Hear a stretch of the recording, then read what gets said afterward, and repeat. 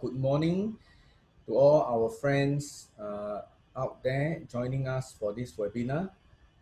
Today, you hear true stories from what I would call the young millennium generation. They are, very young people, the youngest being 28 years old. True stories from people who do not have huge capitals, family-based huge capitals that they do not have to work. True stories because these are people that we brand them. Older people like us like to brand them as strawberry generation. You're going to hear each of them how the business has been affected by COVID. The first speaker is going to be Ruben Ang. He is actually a third gen that took over LC Kitchen. He will share with you the fear when all the events are cancelled and how he overcome this fear to find the courage to survive this COVID. The second speaker would be Ken Ang. Ken is what I would call someone that have lived very simply, bootstrap entrepreneurs. And he is, a festive organizer. You cannot have mass people coming to your festival. What do you do? And how he has find peace to build new revenue streams. Think of the possibilities. And finally, we have someone that is Si Jie, that has used what he has learned in the university. Instead of going to find a job, start a business called Siege Manufacturing. And he uses the 3D printing to create customized manufacturing solutions, right, for people. And it actually cut short the development time from prototype to go to market. So I'm going to pass now to the first speaker, Ruben Ang, who will share his real stories, how he coped during COVID. Ruben, over to you. All right, a very good morning to all attendees. Definitely grateful for the opportunity to share. I would like to acknowledge that I am part of the strawberry generation, as said, and I'm very much well aware that many of our attendees here are very much more experienced than I think everybody here on the panel. But I think what I aim to do today is to be able to share my own journey. I think it's what I aim to do would also be to share as honestly as possible our own journey at HESEDLENET. And we haven't figured everything out yet. I think we are right here in the middle of the pandemic and uncertainties that are facing us. So just allow me to share a very short journey that we have been deliberating about in the past few months as we open today's panel discussion.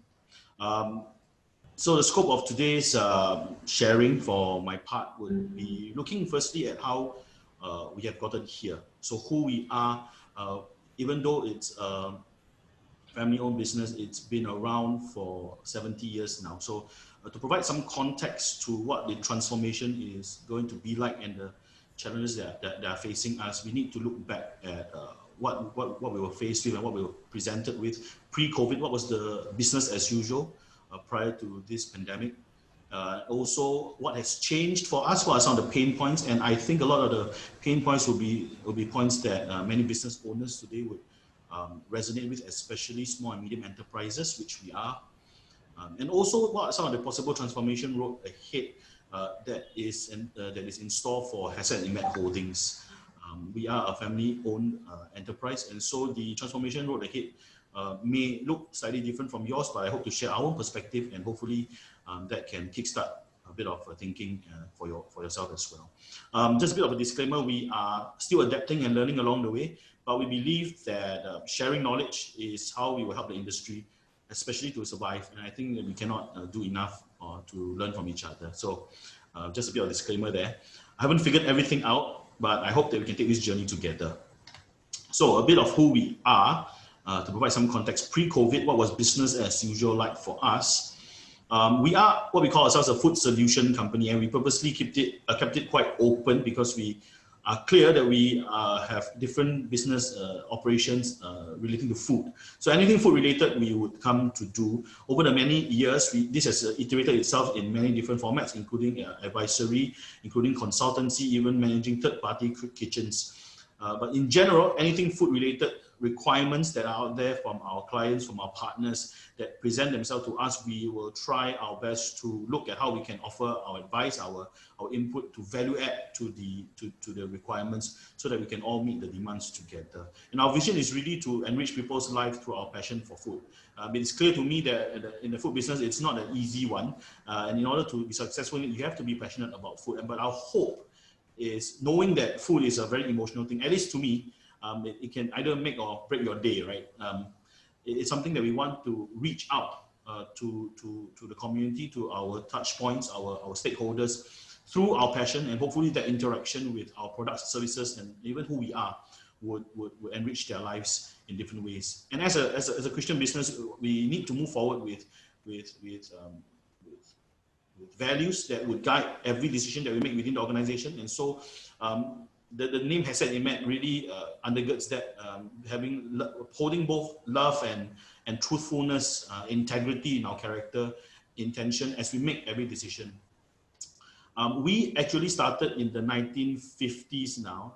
This was started back in the days when the British were still around, and my grandfather's generation and his siblings, they were managing the canteens of the Royal Air Force bases. So they were selling basically things like ice cream, sandwiches to the British Royal Air Force squadron canteens when they were still around. Of course, things change with any business environment. No revenue stream is a sure thing perpetually. And so as the British left Singapore in the mid-60s, we transited in 1970s to the developing local market. The local population was gaining affluence, and there was more demand now for cafeteria and canteen services. So in the 1970s to the 1980s, we would say that our operations are largely decentralized to the canteen operations, which was very manpower intensive back then. And so at our peak, we would have about 21 canteens and cafeterias around the island in the 1970s and 80s. As the economy developed and more of the jobs were skewed towards less labor intensive and more skilled PMAT jobs, we also faced a bit of manpower situation back in the early 90s. We began to feel that, and as the business was passed on to my father's generation, in the 90s, we decided to centralize our operations and to focus more on events catering, which is the core of our business up to today. So as we entered the 2000s, we continued to grow in our events catering segments, and one of the major developments in our journey in the past 10 years will be us shifting to our current facility, which I'll be sharing a bit more about later. We are now currently headquartered in Boon Lay at the food factory space, and that has allowed us to look at different brand portfolios as we acquired one of our competitors, Continental Delight, back then, and how we have developed since then in the event catering market is the next point which I want to share. So this is the expression of the brand portfolio that we have under HESEDGEMET at this point in time. And we hope that will continue to grow and change. Largely, our operations, as you will see, is in events catering. We have some operations in institutional catering as well. These are your staff canteens, your camps. So these are slightly different from the events catering, which will be more of your weddings, your parties, your baby 4 months, things like that. So that's our core business, which takes up about 90% of our group revenue. We have a small operations. We re-entered the food court and cafeteria space because that was where we were always operating back in the 70s and 80s through our flavors brand of food courts. Right now, we have only downsized to left 2 outlets. We intend to remodel this, as I'll share a bit more later, as we continue to look at diversifying our revenue streams moving ahead in this new normal. Of course, we have also auxiliary to our business in supporting a lot of our events. We have our event styling creative business called AQR, which really supports, initially started at supporting a lot of our core functions. But as that developed, the business in itself took off in its own trajectory as well, being able to service its own clients with some creative solutions and design solutions as well. We also have a social project arm, which we are clear about because of our values. We want to impact and reach the community around us, and we feel that we must do it through what we do best, which is food. And so that's our CSR arm, the HESEDDET table, where we look to meet nutritional deficits within the community where we are. And it's an ongoing journey. I think in a very affluent part of Singapore, we sometimes can choose not to see the nutritional deficits that are around us, but they are around in Singapore, and we're hoping to make impact to what we do best. So what is our core business today, or at least pre-COVID? What was business as usual for us? Our main operations were basically in your buffet events. These are things that you're familiar with. If this conference was live, I'm sure that we would have use of my services. Maybe not mine, but services like that. This will be for large-scale events and catering to largely conferences, gatherings, social gatherings, things like that. So our expertise is really about bringing food, cooked food to events, and of course with the decoration and the setup as well. We were also very active in the wedding and solemnization space, and of course you would know that that is a very badly hit sector as well. I think a lot of couples are also facing a bit of uncertainty on what that would look like today, and we are also on that journey of figuring that out with our customers. And some of our new product lines actually are aiming at meeting those uncertainties, because the demand for F&B is still there, but it has to take a different form. Of course, as we hope to differentiate ourselves, a lot of it also matters on how the aesthetics of the event looks like. So we go in to curate based on what the requirements are. We work very closely with the clients we understand that every event is different, and there are very unique requirements for each of these events to ensure that our services are one-stop shop as well. So we are also involved in the thematic setups, the space decor of event spaces that our events are held at. One big part of our operations is also cooking on site. So we actually set up mobile kitchens on site for banqueting and dining. This is where there's a requirement to regenerate or cook foods on site, usually for plated service as this. There is of course, almost no requirements for this at this point in time, but the expertise of plating services is something that's actually coming to a bit of a essential part of what we do today, because a lot of the F&B requirements today need to be plated. There's no more self-service buffets per se. So a lot of those F&B requirements have to come in either a bento format or a plated format. So this is something that we transferred the knowledge of what we used to do in mobile kitchen to some of the F&B requirements today. But still largely a very heavily impacted segment of our business. One of the areas that you would know is very talked about now in light of the dormitory meal requirements facing in the past 4 months, facing Singapore as we were testing the migrant worker community that were living in the dorms. Our main part of our business, one of our key competencies, I would say one of our strengths, is in our bento meal packing. And even though largely it is still manpower intensive, we are in the process of automating this. Our average output right now is 8,000 packet meals in an hour. So this would be in the formats of bentos or and we look at the different creative options as well, pizzas and different meal formats. So looking at how we can pack those cooked foods and delivering them with an unbroken hot chain to our consumers. So this key competency actually prepared us to meet the spike in demand when the demand came, the unseen demand that came, that caught us by surprise as well when the dorm meal requirements were activated in the past 4 months. Prior to this, we had been in the past 15 years of our operations, been gearing up on contingency meal supplies. These are in response to the current situation, but in the past, we would see this being activated in other pandemic situations as well, other contingency situations like of course not war, but national disasters.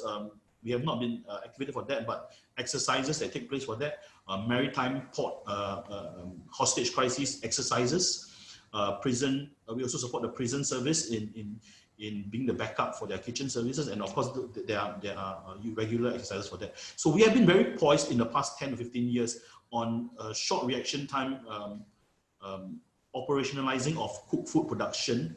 The shortest which we are contracted to do is a 4-hour activation from start state. That means no cooking to food delivery, that is 4 hours. So that requires us to actually augment a lot of our processes, so the part preparation of foods to enable us to meet those requirements of a 4-hour activation, which is very, very challenging. We are looking at numbers that are in the thousands. So that is something that requires us to remodel our whole organization, including cross-training our staff.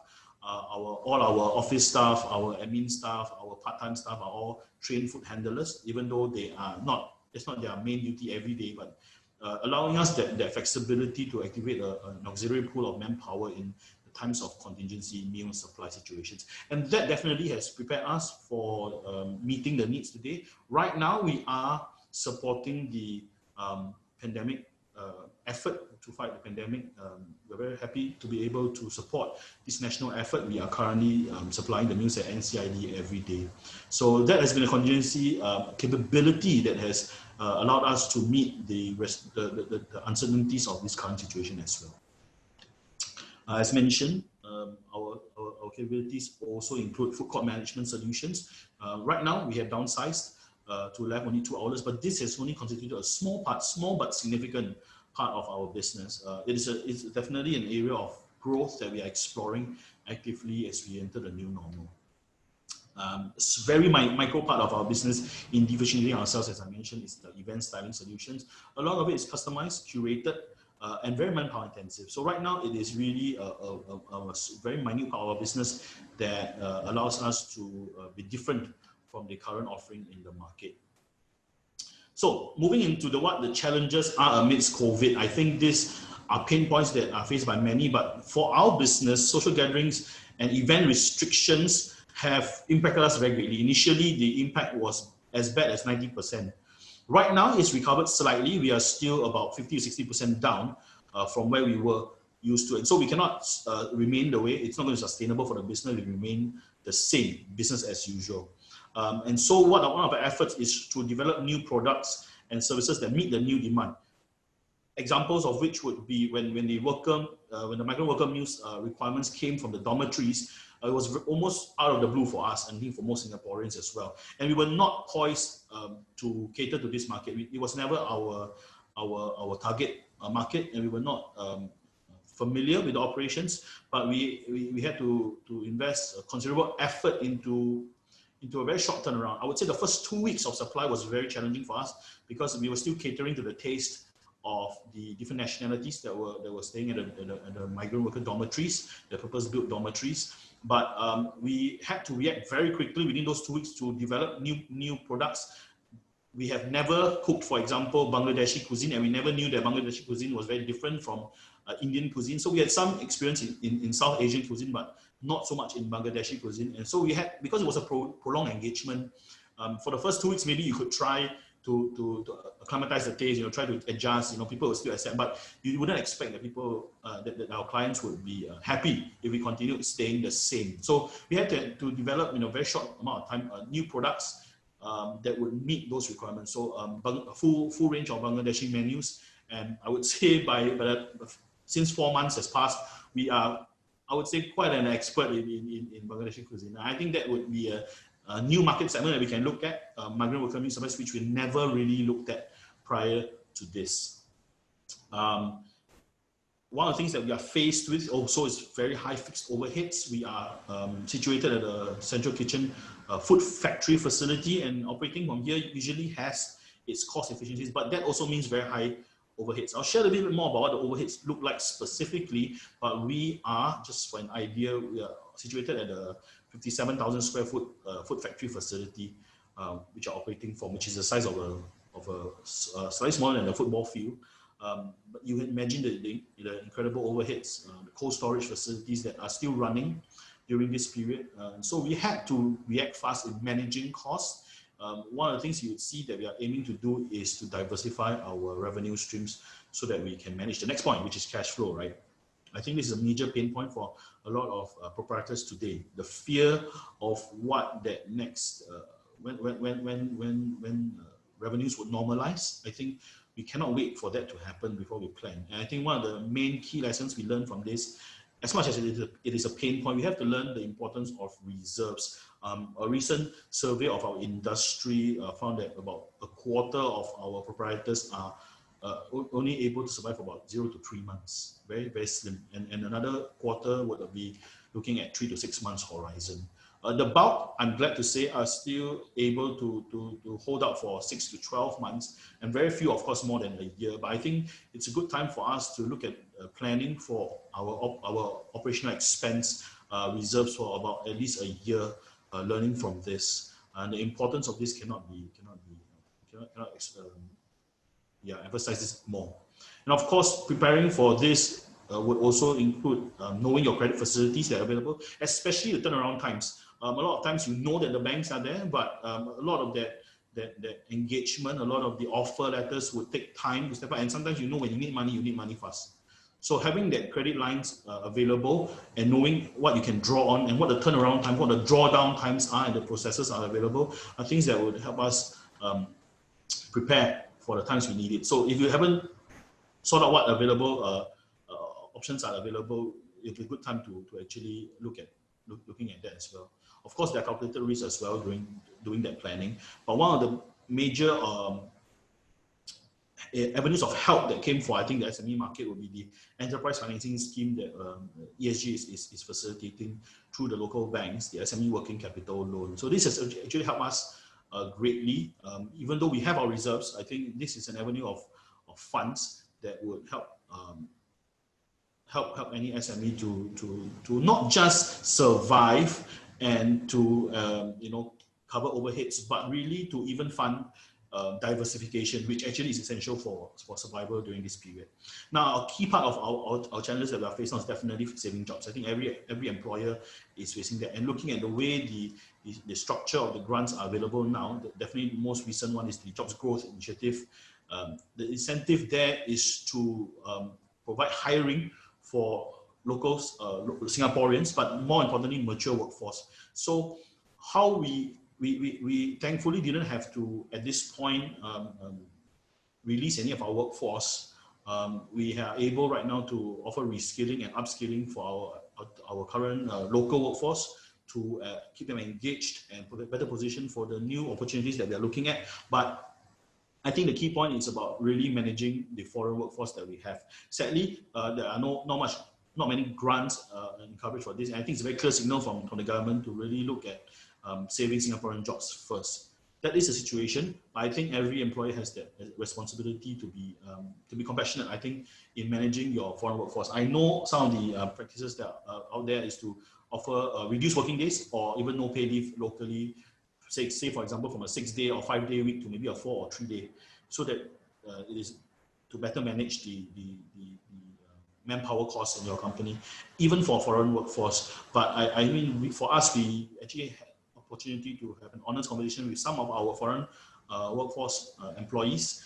Of course, it's difficult for me right now to justify any renewing of any employment contracts. So those that have expired, we have allowed them to return to their home country. But those that are with you now, I think there's a lot of uncertainty going back to their home country as well. But have honest conversations with your foreign workforce because they have their own considerations and their own fears. And I think it's a responsibility that employers have now to not keep them in a limbo. I think the uncertainty would not help them to survive as well, because they themselves will have their own overheads to cover.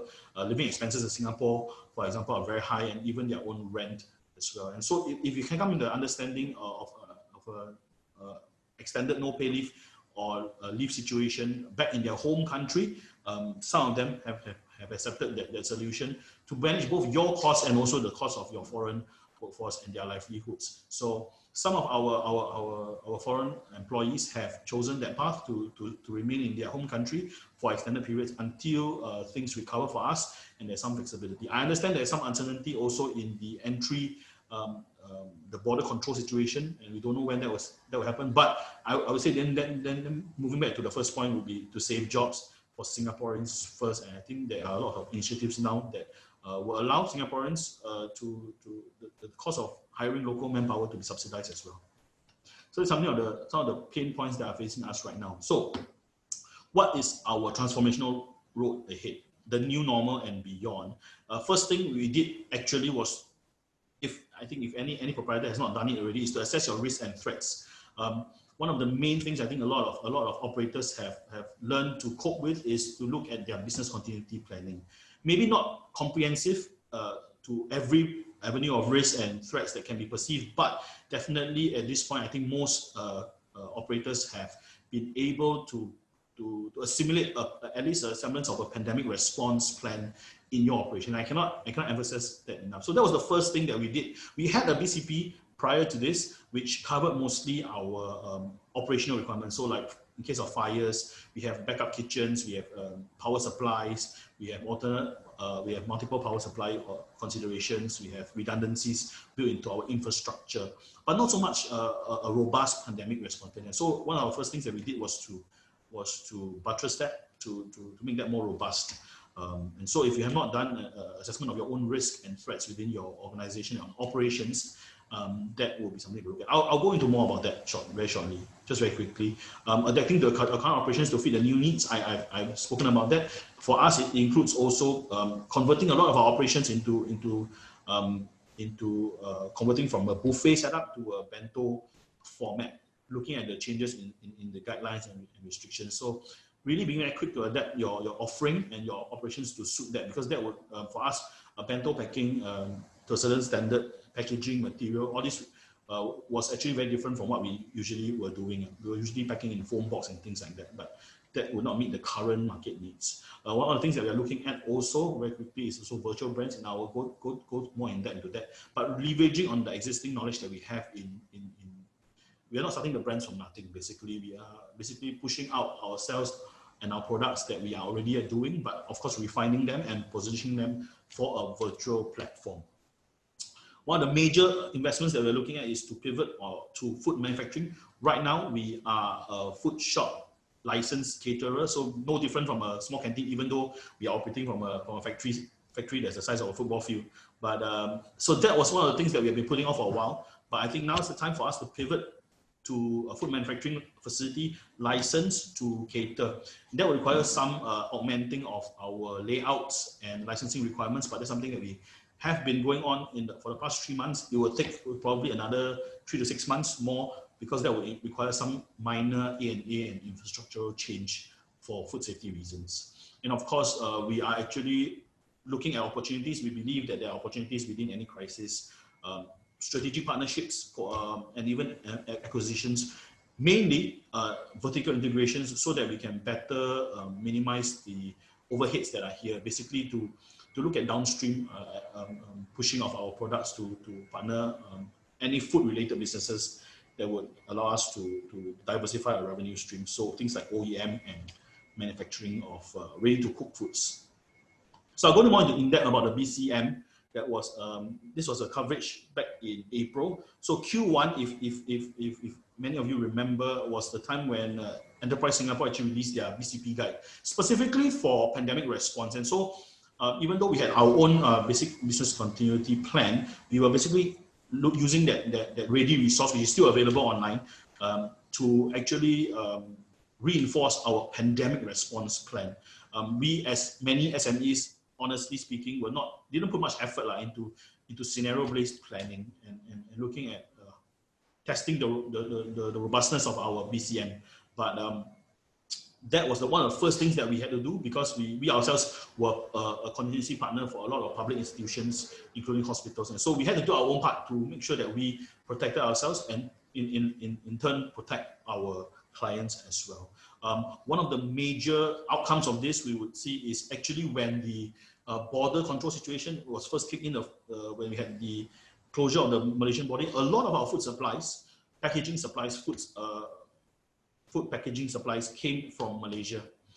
And that really hit the market very badly. You remember that was the same time the dormitory meals spike in demand came in. That was also the same time when the circuit breaker was introduced. During that few weeks to a month, there was actually a chronic supply of food packaging material. It was a major thing. So we could cook the food, but we couldn't bring the food to our clients, right? Because we couldn't serve it in a buffet format anymore. So that was something that we actually saw and planned for in February prior to the CB period later on, right? And the dormitory meal supplies only kicked in about mid-April. So when we were planning for our business continuity plan back in February, we were able to stockpile about 300,000 portions of food packaging, which allowed us to at least tide over the first 2 to 3 weeks of the spike in any demand. For us was the dormitory meal supply.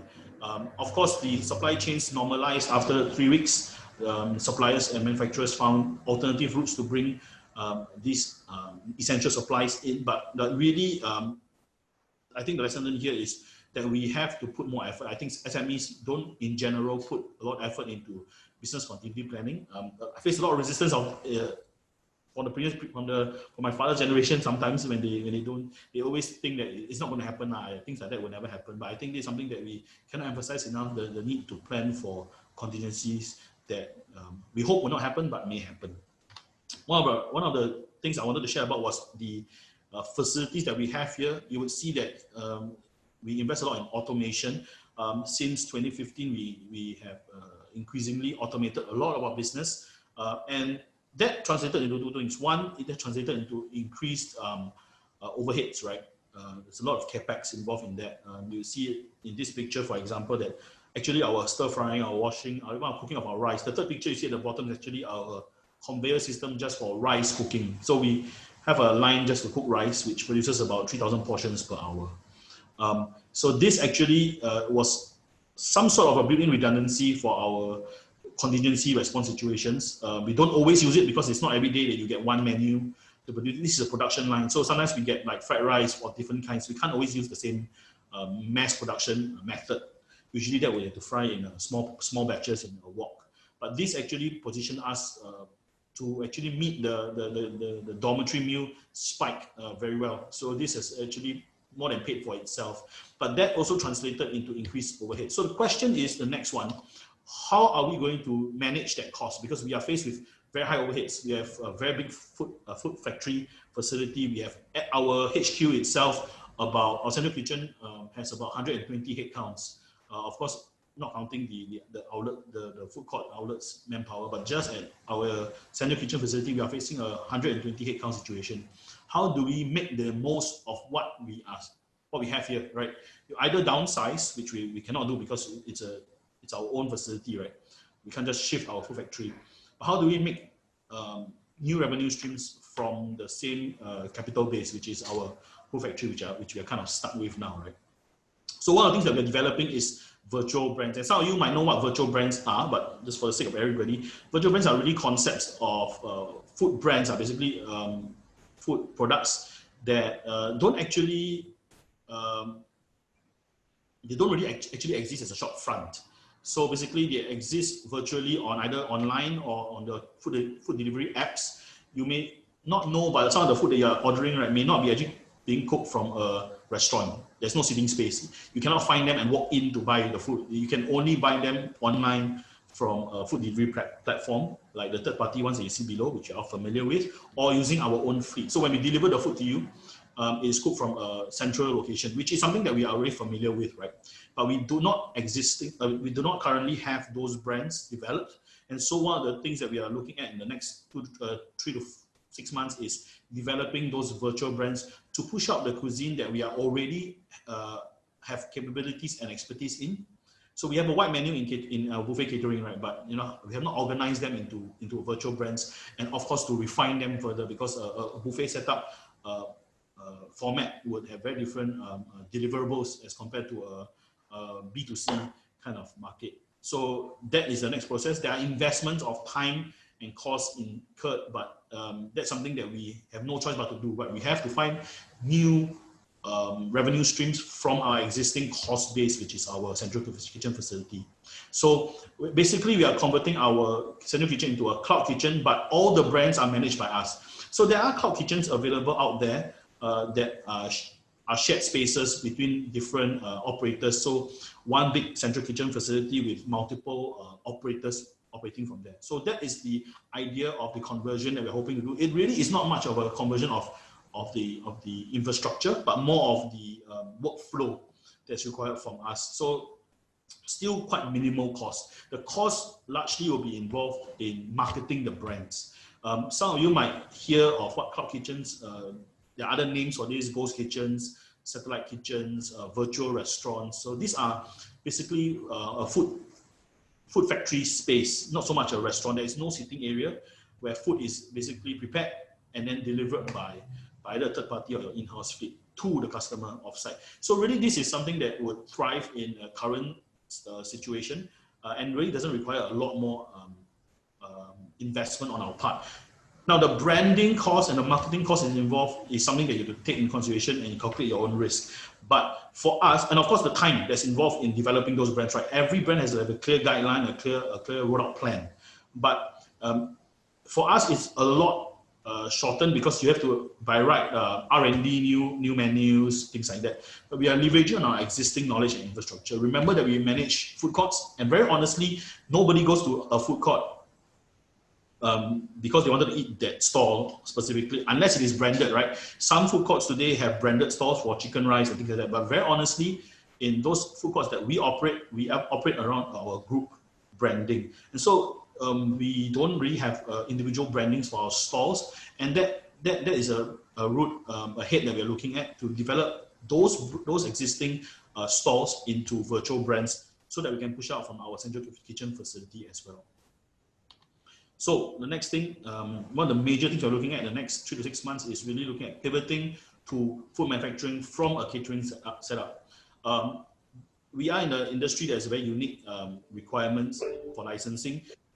Food manufacturer and food shops that actually can do catering. So we are actually relicensing ourselves, our space, to a food manufacturing facility, because that will allow us to cater to different revenue streams, different requirements. So prior to this, it's a food shop. You cannot, for example, manufacture for OEM or manufacture for ready to cook or ready to eat food items. Yeah. So you can only, as you will know, some caterers, if you are ordering catering food, we can only cater to a short lifespan product. So like within a 4-hour consumption time. And that's why you see a timestamp on all of your meals. So that limits our reach and our scalability. So in the next 3 to 6 months, our plan is to reclassify our licensing to food manufacturing with a permit to cater. So food manufacturers can cater, but it requires a different layout, and that would require some capex.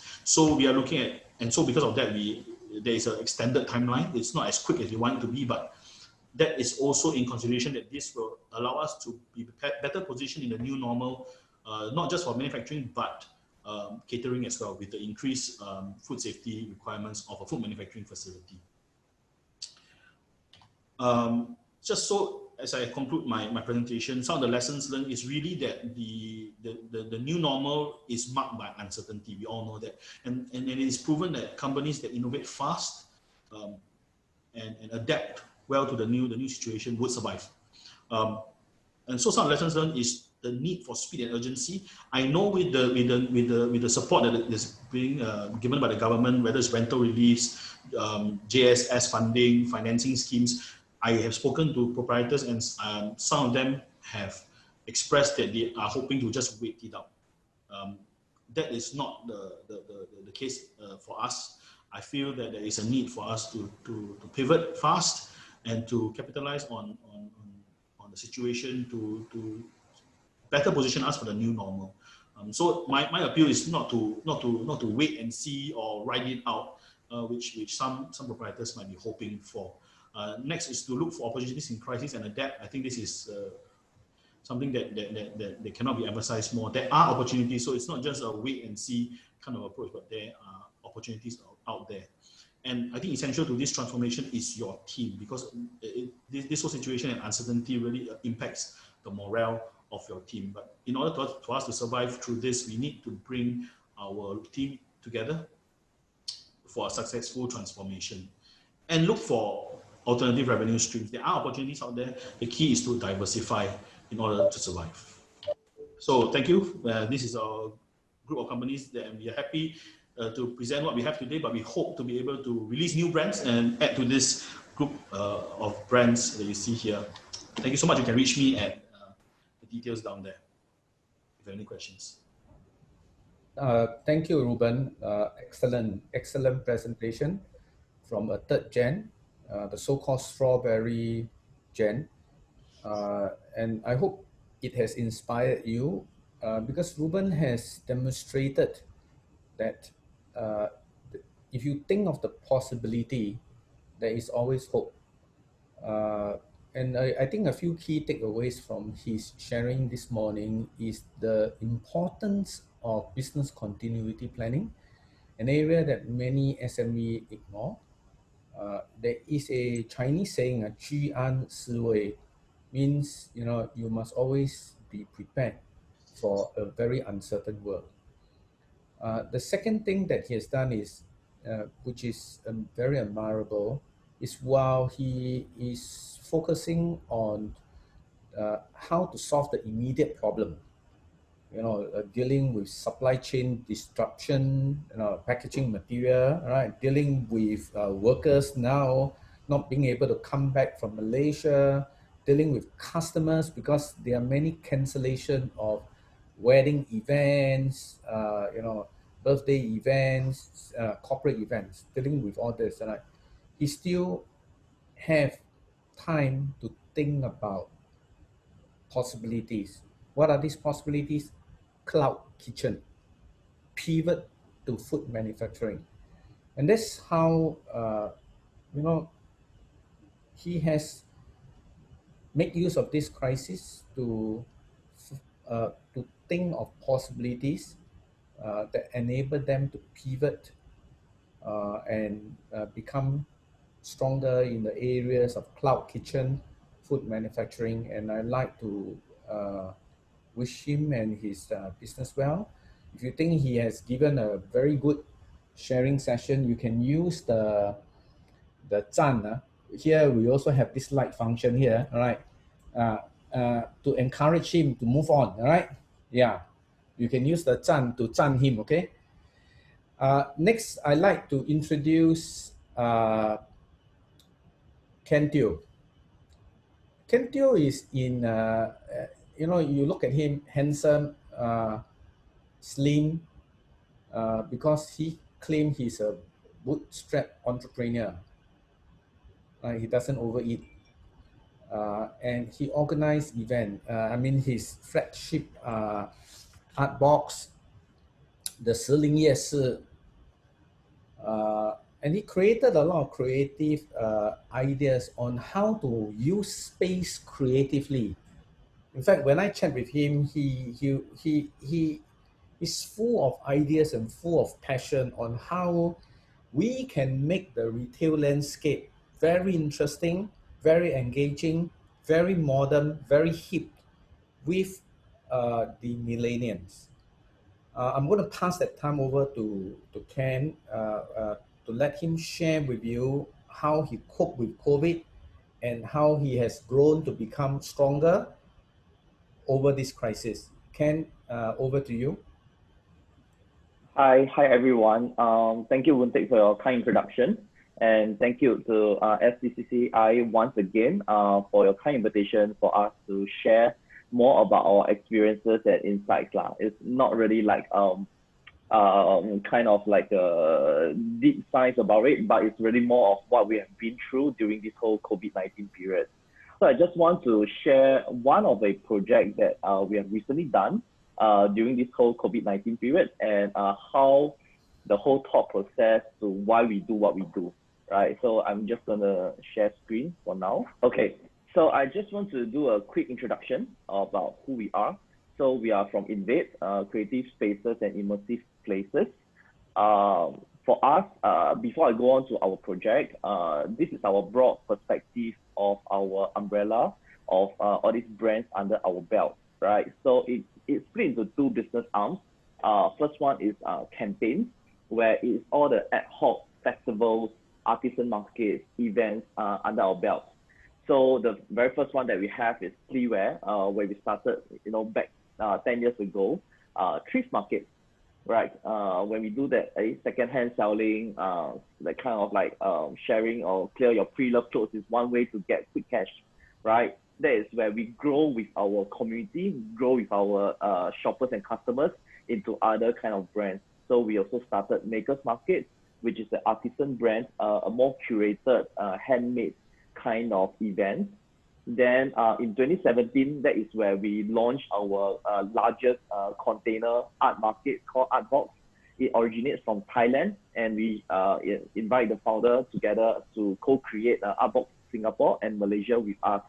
So Artbox is a container market with 300 over merchants over 6 days period. It's an annual basis. So we first did it at Marina Bay, Bayfront Event Space, where in the end it was ranked #1 on Google Trending Events in 2017. So over the next 3 years, our events has always been top 10 in Singapore, right? Among, like, for example, F1, NDP, these are some of the events that is like in top 10, right? So we are thankful for the opportunity as well as the traction that we have built over the years.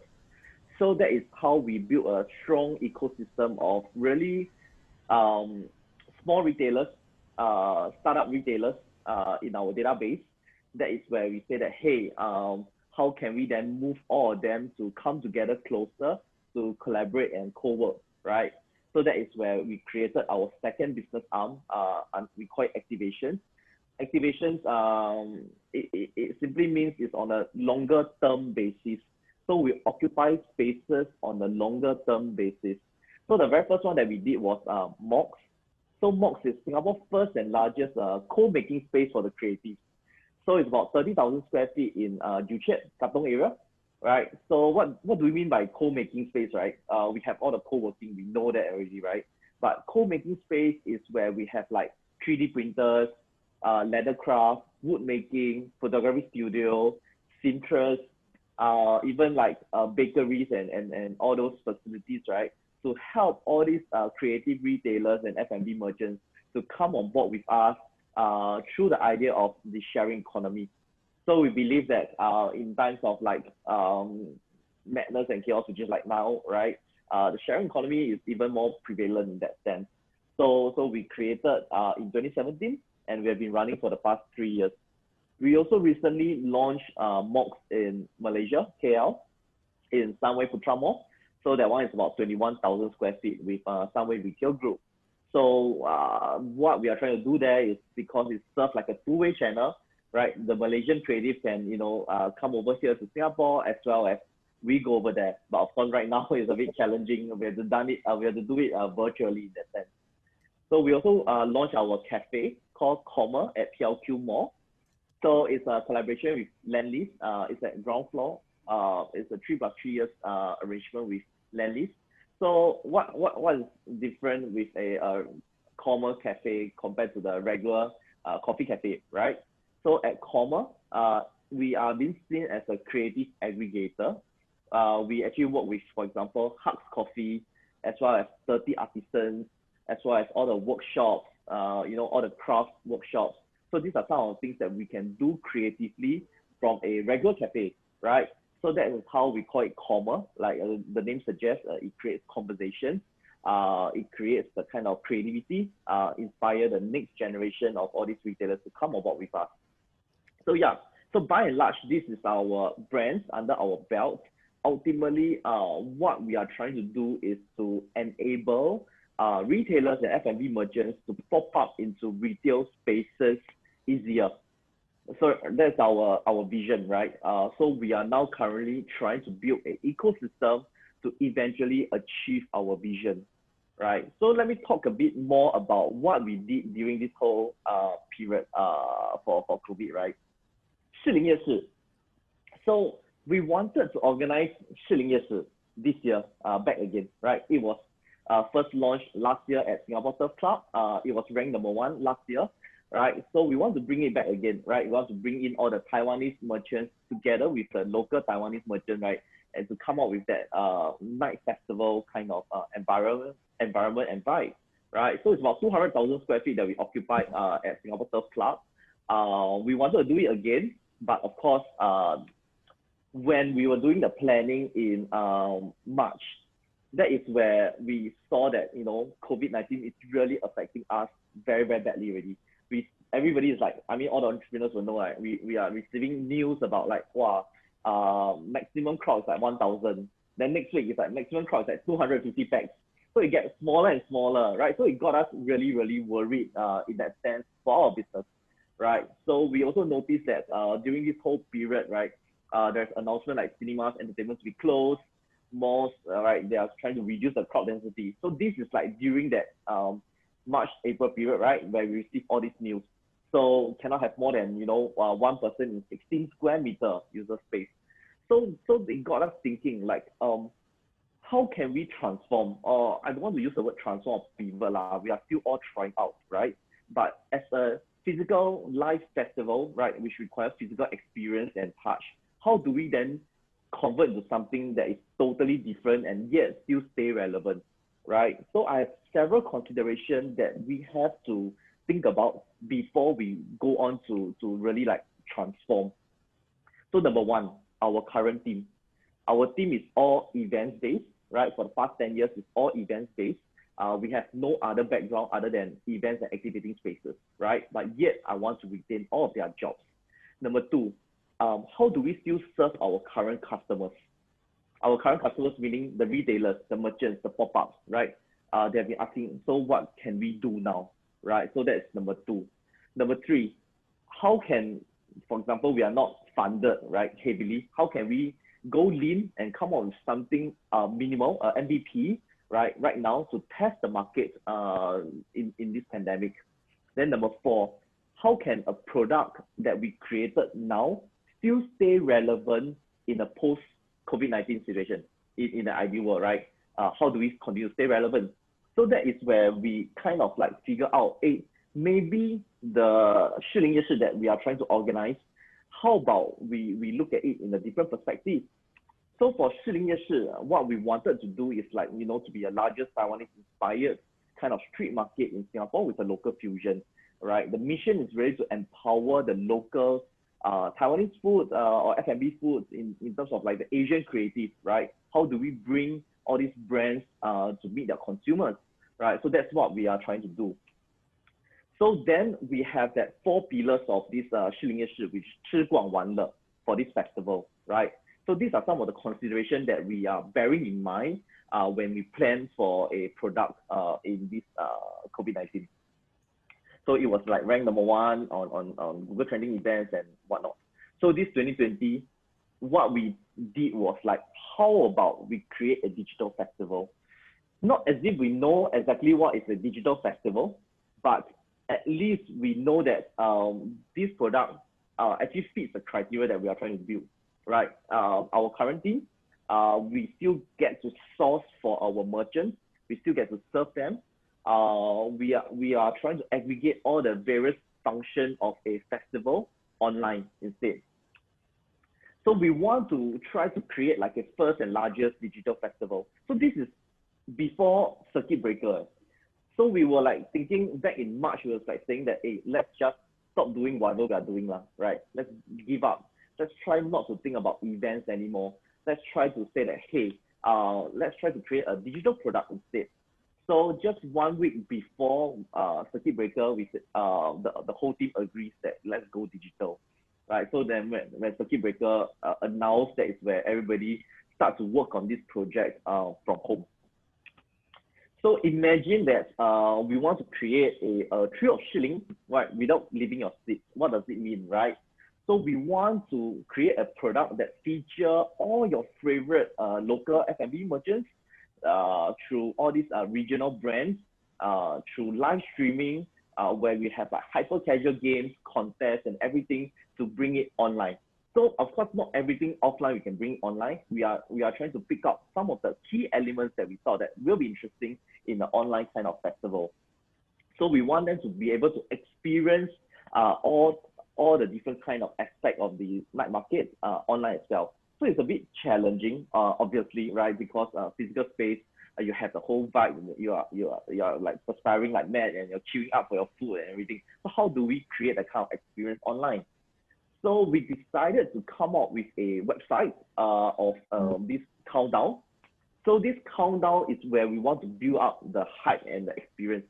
So I don't know how relevant is it for everyone, but this is a product that we thought that can be done for virtual events, virtual conferences, virtual festivals per se, right? It will be a good reference.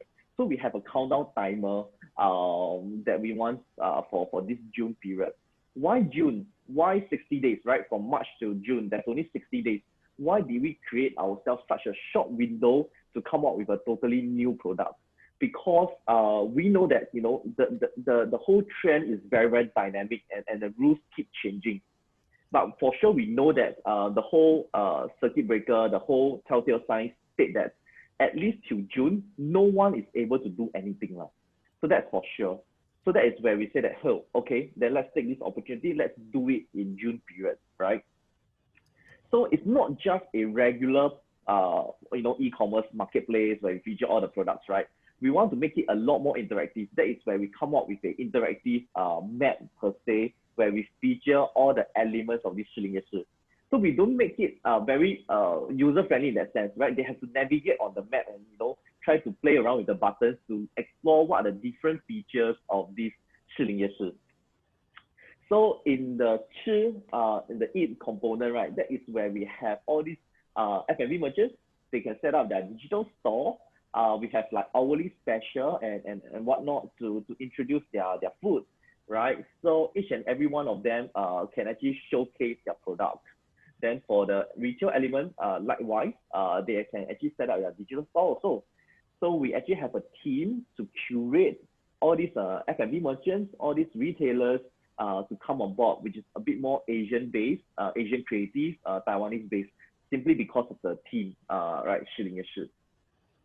So what do they have, right? So we created in the sense like, hey, maybe they can actually do their brand logo, they can have a short clip of their brand story, as well as the products that they have. So it's a lot on the storytelling.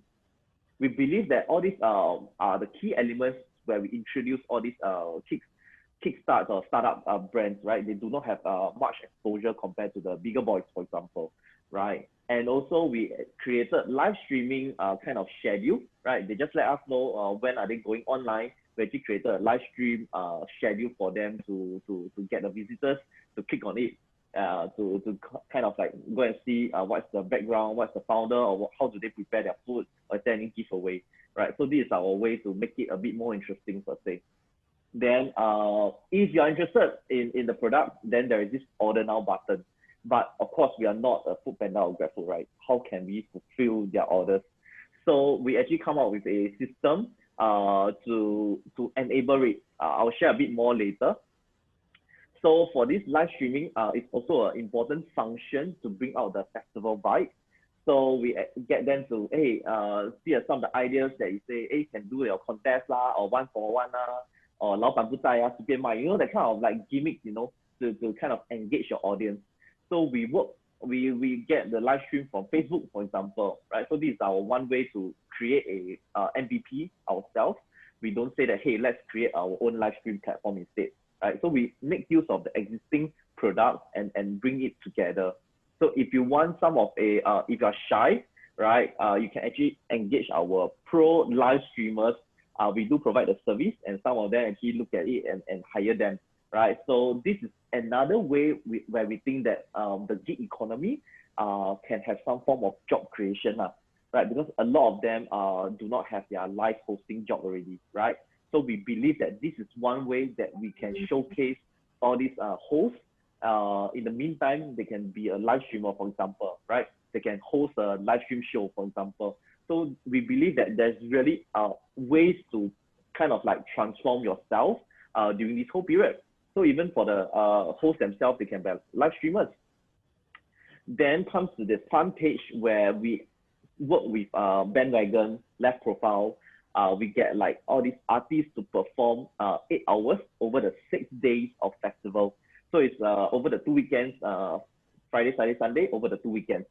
So we have all these artists to sing some of the cover songs of our favorite Jay Chou or Lin Junjie songs, right? So they will be doing all these cover for us. So we also have like movie trivia nights, we have yoga sessions, we have cooking shows.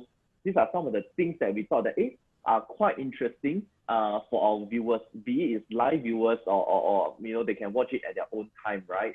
So these are some of the things that we actually do for them. Then here's the last part, which is the one.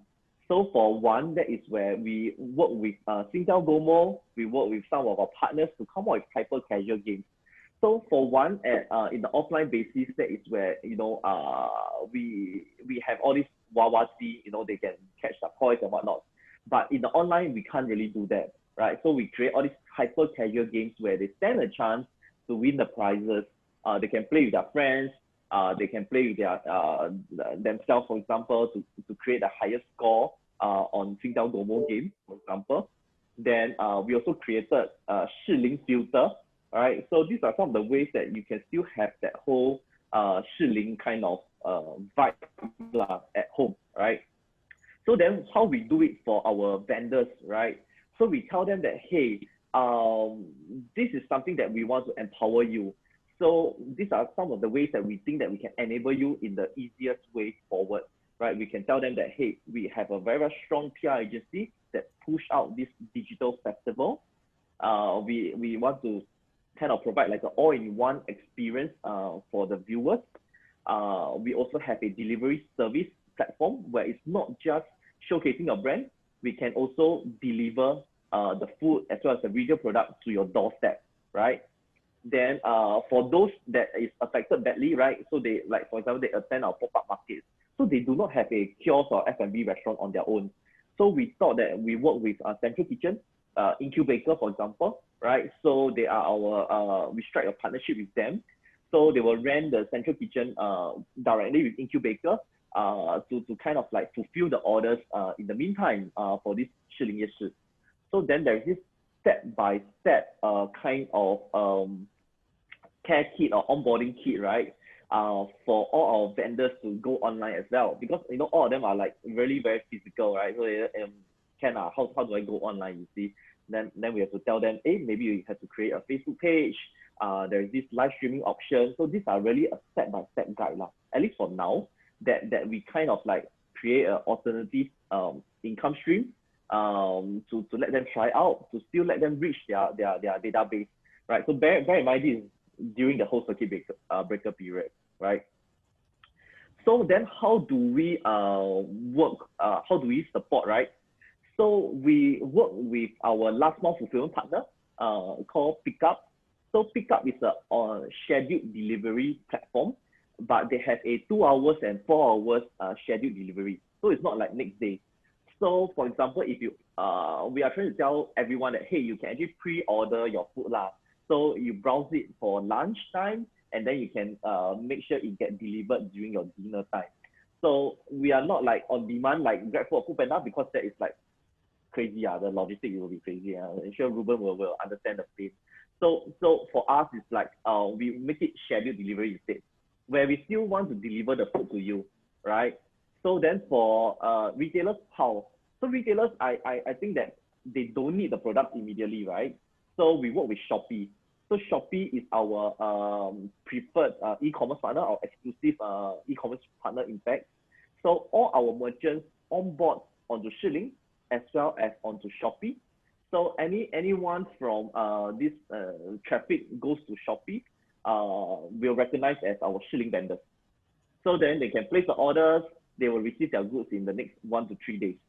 So that is how we also enable our retailers as well in a more lean manner. So that is how we study in totality the entire digital festival. Where are the complementing factors?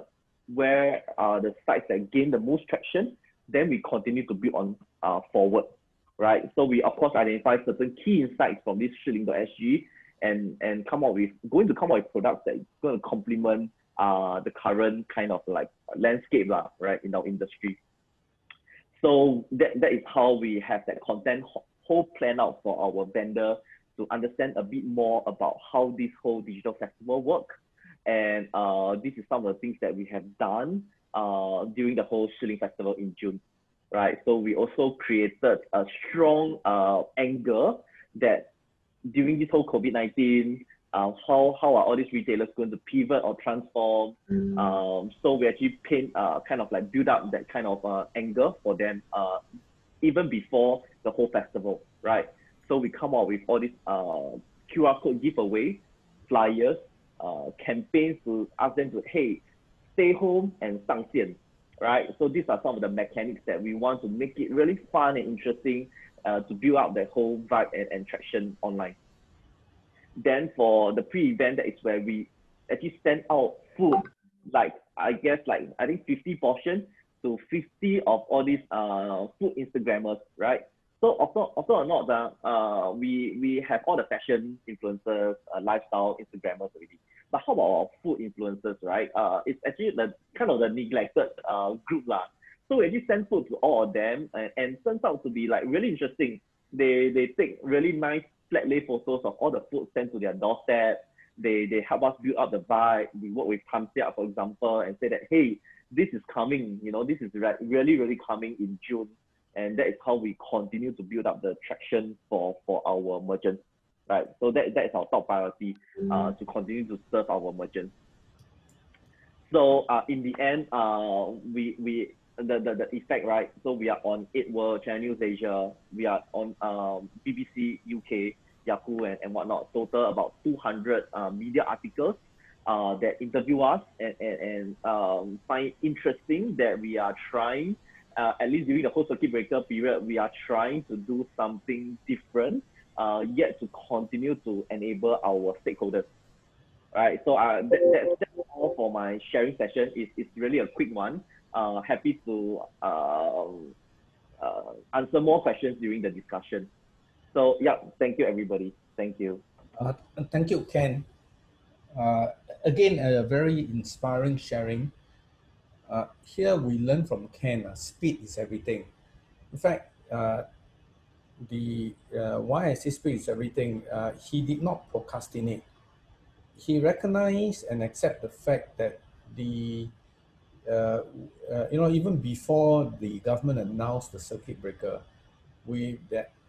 COVID-19 is not going to allow any form of festivals, right? With all these restrictions put in place. And he has quickly moved the team to think of how to keep the 404 alive during COVID. And he moved on digital very, very fast. And as a result of this, 404 continue to be in the hearts of many of his good followers, but today in digital form. And that's what we learn from all these young people. They are agile, their ability to adapt and respond. We now have Sijie. Sijie is actually very young, and he's only 28 years old. He actually graduated from NUS in mechanical engineering,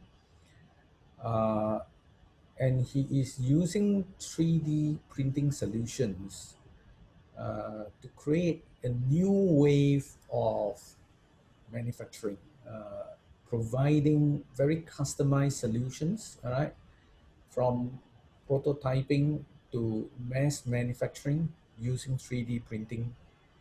And I'd like you to know him and hear his story, why instead of finding a cushy job in an MNC, why he go about taking the harder road, right, compared to many of his classmates, to found SMEICC Advanced Manufacturing in 2017. It's a 3-year-old company. And what is life during this difficult startup phase? Sijie, over to you. Hey, good morning to everyone. So I would like to thank everyone for taking time off to tune in to this webinar where we share our stories. And thank you, Wuntek, for the introduction. To Ruben and Ken for their great sharing as well. So very sadly, I hear Ruben and Wuntek talk about the strawberry generation, and I'm born right smack in the middle of it. So I hope that after this presentation, you will see us as not just a strawberry generation, but more of like generation grid on how we survive the COVID-19 period. Okay, so let me go on to share my screen.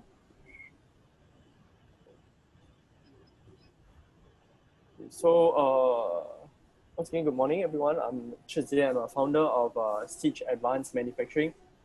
Today, I'd just like to share, firstly, a very brief introduction of what my company does and what are some of the initiatives that we have done during COVID-19 and what are some of the lessons learned that can be applied to other startups. Okay, so we are a plastic manufacturing company using a lot of 3D printers. And okay, let me illustrate each point in more detail. Okay, so we do a lot of plastic manufacturing. So this one is very interesting in the sense that we target a lot of different industry. Any industry, right, that uses plastic, right, we are actually able to work with them. So for example, in this slide, you can see like a wide range of different industries. I think in the middle, it's not very clear, but it's actually log cakes for bread talk.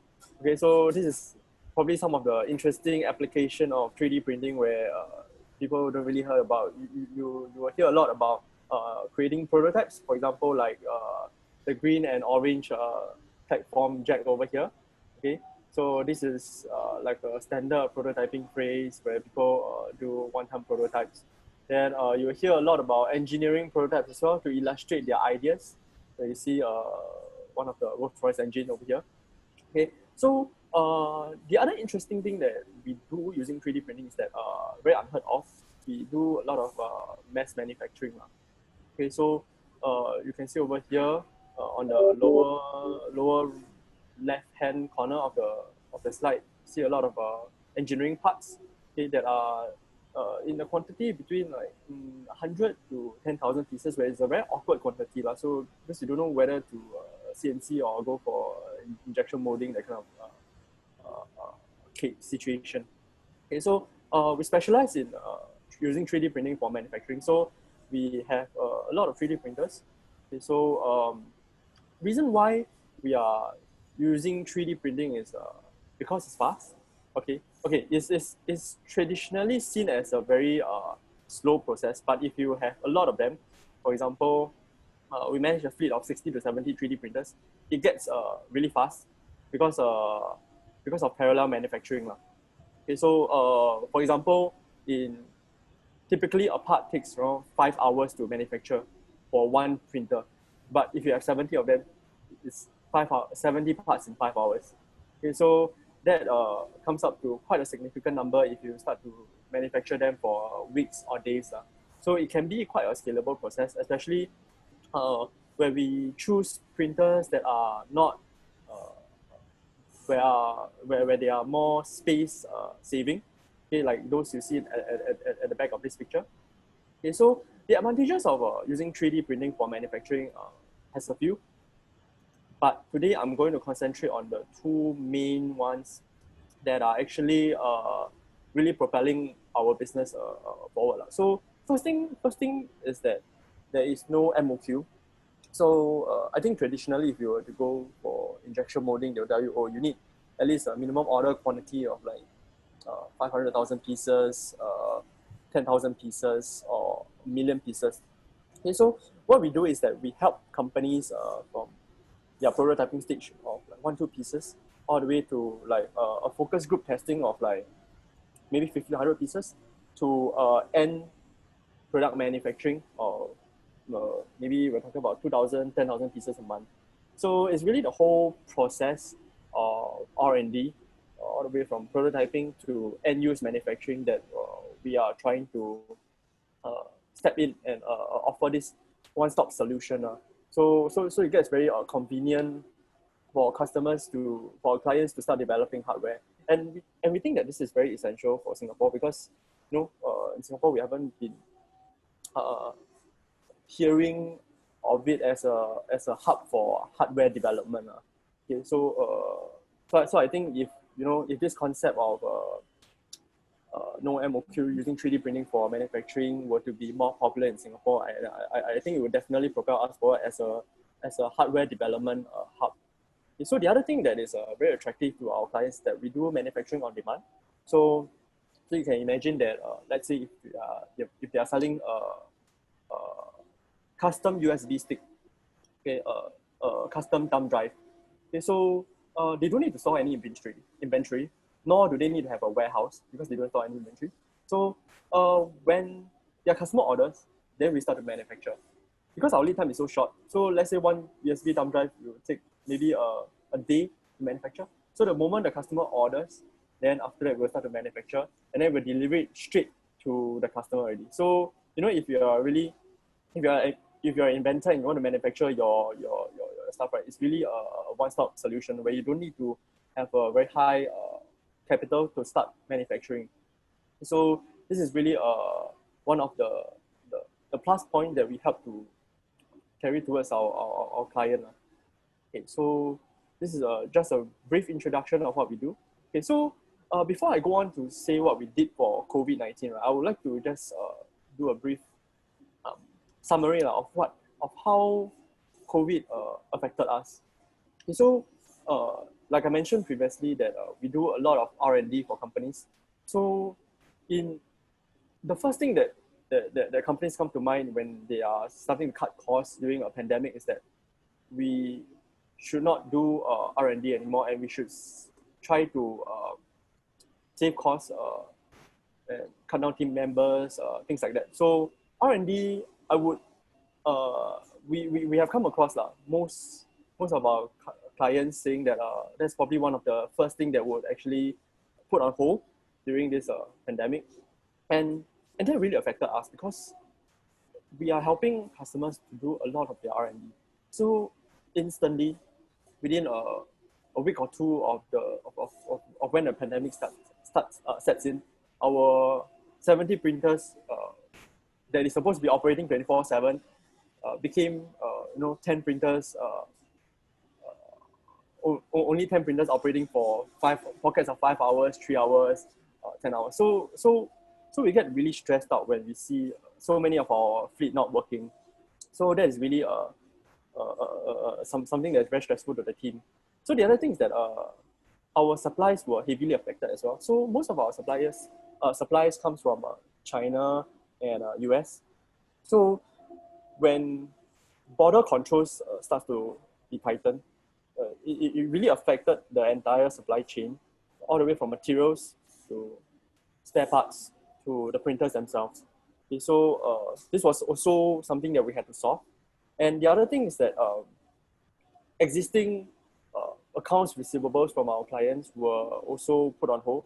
So that made our cash flow really, really tight. And especially for a young startup like us, we don't have much of a reserve, which Ruben said is absolutely important to have a reserve to last you for the next 3 months or 6 months. But it was really one of the main limitations that our because we are a very young company, our reserves are not that deep. Okay, so these are 3 main reasons that actually motivated us to take a look at our business and see how we can take another direction, okay, to really attack another industry that will hopefully save the business. Okay, so I think out of these 4 things you see on my slide here, almost 70% of them are 3 out of 4 of them are actually for the medical industry. So traditionally, when you're manufacturing anything for the medical industry, it is a very strong stigma that they are very hard to get in because they are very high restrictions, high standards. Okay, so for for it's always the industry that you want to get in, but you would think that there's so much obstacle into getting in, such that you're like, so for our team it's just like we shouldn't think about it because it's so hard. So with this pandemic, we realized that we had no choice but to take a step in and see how basically. Okay, so we were very surprised that after taking the first step, it is actually not so much of an obstacle if you actually keep trying. Okay, so I'll just go into each individual campaigns or projects that we started. So the first thing that actually went, okay, I wouldn't say viral, but it was quite popular with the public. It was the initiation of a crowd-funded face shield. So when the pandemic kicks in, our neighboring countries, Singapore wasn't that affected yet at the start, but our neighboring countries, Indonesia, Philippines, Malaysia, was very much affected by this whole COVID-19, such that they didn't have enough PPE for their hospital staff and their nurses, doctors. Okay? So we saw it on the news that Malaysians, hospitals, nurses and doctors, they are using trash bag, plastic bag as PPE. So that is very very sad when our team saw it. So we started this crowdfunding campaign where people can just donate. For every $6 they donate, we will manufacture a face shield and donate it to the Malaysian and Indonesian, Philippine hospitals. Okay, so we're very heartened that they actually raised $20,000. It's not a lot of money, but it's also quite a significant amount for us to continue this effort of pushing ahead this face shield to those hospitals in need. And very soon after, we are also quite heartened to see that Singapore companies started adopting this as well, and more 3D printing companies start to step into this initiative as well. So it went from just hospital staff to Grab drivers, hawkers, and basically any frontliners to other than just the hospital, the healthcare industry. So it is really happy for us to see that this small little campaign that we started actually had a nationwide impact. Okay, so this is just one of our main campaigns that we started. So the other one I would like to talk about is this interesting thing called the Ear Savers. Okay, so if you know that frontliners, they have to wear masks for extended amount of time, and then this string would actually be caught on to the back of their ears, and then it would cause quite a bit of discomfort if you're going to wear it for 24/7, and especially for food delivery riders, hawkers, and healthcare workers. It's going to be very pain on their ears. So we started this campaign of donating these ear savers to anyone who needs it. So we actually work with Carousel, and we push these ear savers out to 4 ear savers per household. And in order to apply, you don't need to justify that you're a healthcare worker or you're a frontliner. Just need to write in and tell us that you need this for a friend or who is working in the healthcare industry, and then we'll just ship it out to you guys. So what is even more heartening is that even though it is a donation, right?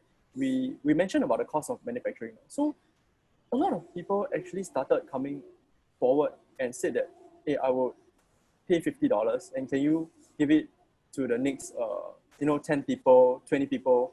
So that really touched us, and we felt that we ourselves should really ramp up our effort on printing these ear savers. So each day, right, we started printing around 1,000 ear savers and started donating them out. So this was also one of our more successful campaign that was really adopted nationwide. So the next one we did was also quite interesting. So it is the NPS, the nasopharyngeal swabs. Okay, so these are not the actual swabs, but these are, because I think most of y'all would have heard the news that Singapore, we are hiring a lot of swabbers to keep up with the swabbing needs of the construction workers, who are staying in the dorms. So there are a demand for training of these workers. So each kit, right? Each testing kit, each swab only comes with each kit only has one swab. So in order to have a single swab, right, you need to open up an entire kit, which costs hundreds of dollars.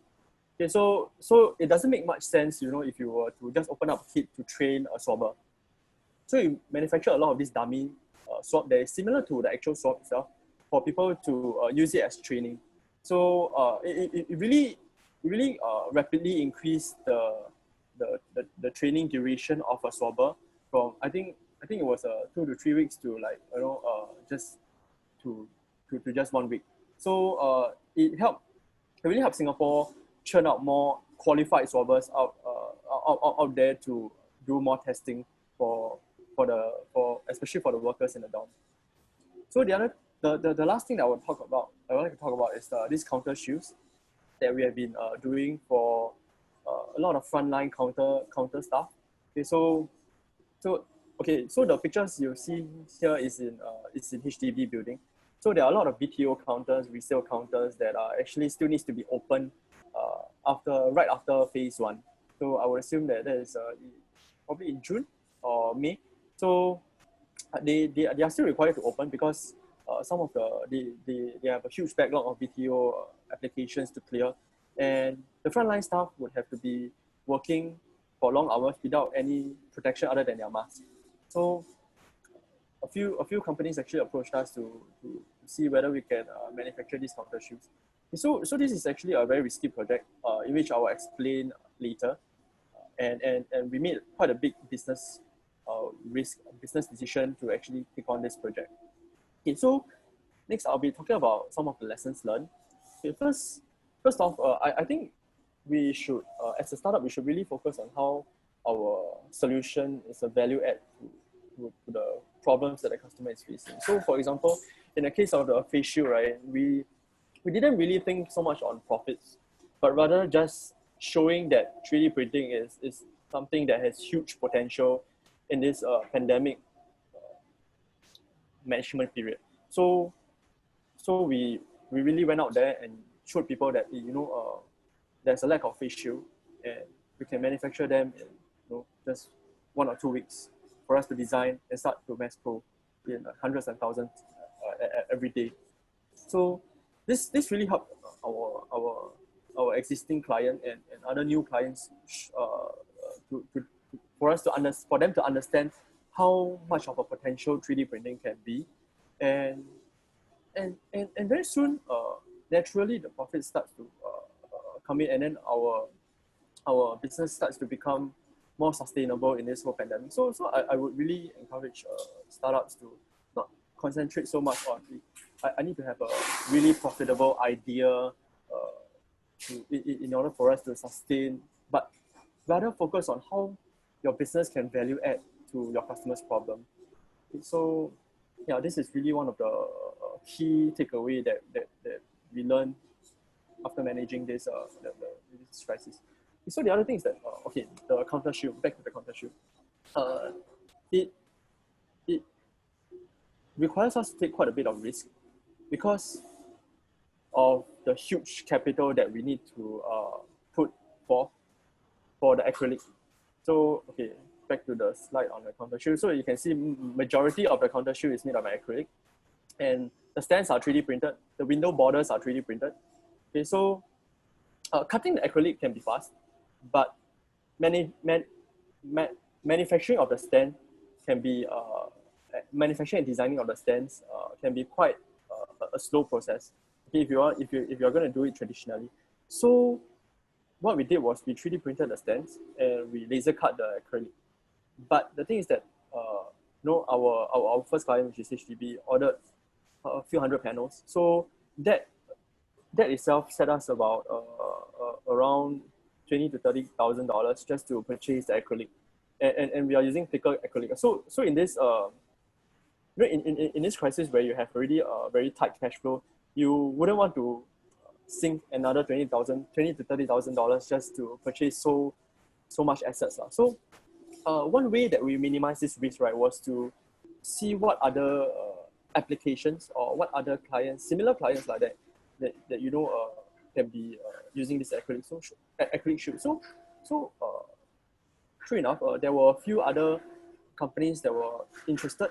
So you know, our more and more purchase orders started coming in, and our cash flow started to be more healthy lah. Even though we sank in such a big amount of money. So I would advise that you know, it's actually okay to sometimes take some calculated risk, and it's really important to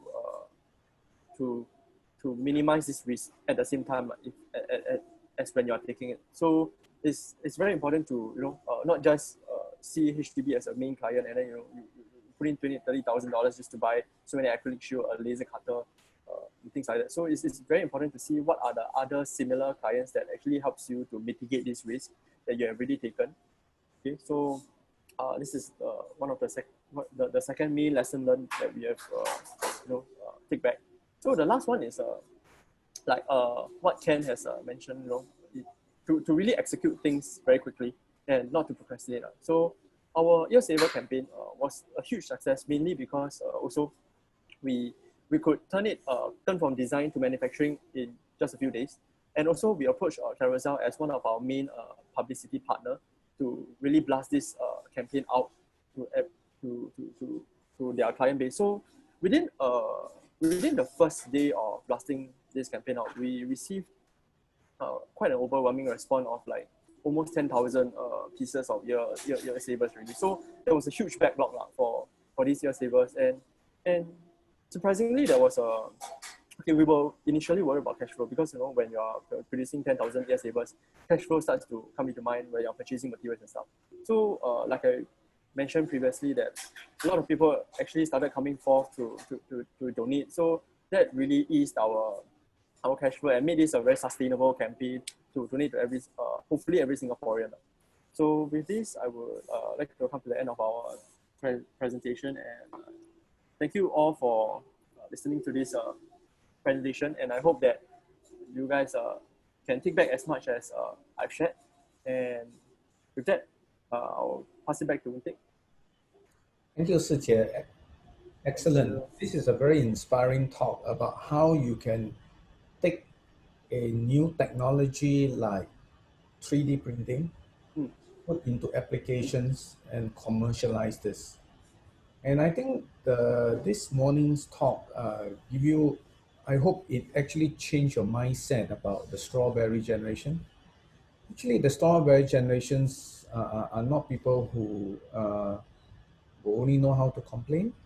You see from today's presentation by these three young entrepreneurs, they have a heart, they have a purpose, they have that passion, right? They are hardy, they take hard decisions, they adapt, agile, make changes, and move on to prepare for a post-COVID scenario.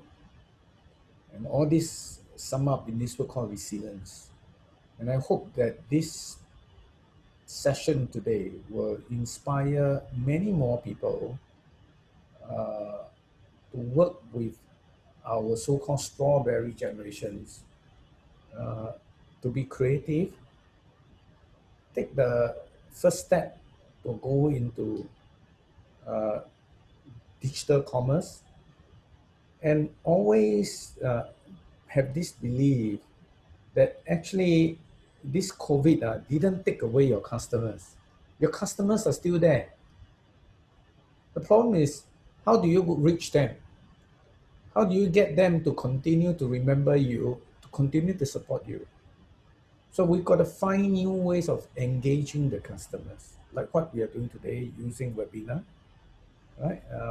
And the Sanghui continue with its tradition in August to organize the SME conventions. And you have today a lot more coming on board to benefit from lessons that we learned from all the tracks. Now this is, we still have about half an hour, and I'd like to open up for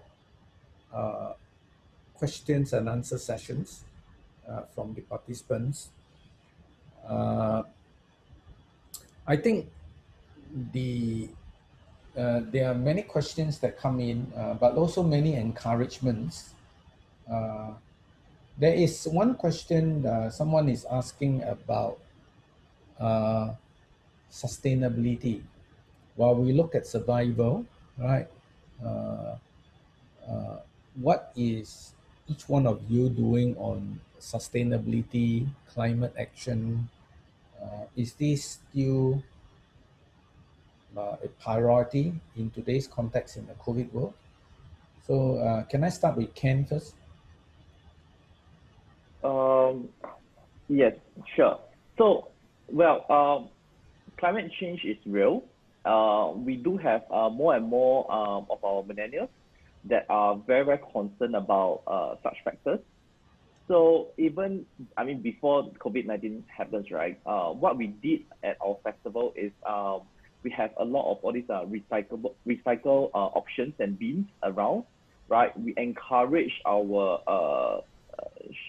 for example, our merchants to use biodegradable kind of cutlery. And then even for our visitors, some ways is that we try to encourage them to bring their cutlery as well. So this is really trying to enable them, empower them. We try to educate them. I think that is our way to try to be kind of like take on sustainability for our festival. Obviously, we know that festival is one of the number one in terms of like wastage, right? So we are definitely on top of it to try to reduce waste and try to educate our festival goers and our merchants as well. Very good, yeah. Ruben, on sustainability? Yeah, thanks for the question. Actually, we have been on this journey of looking at increasing sustainability of our operations for the past 2 years already.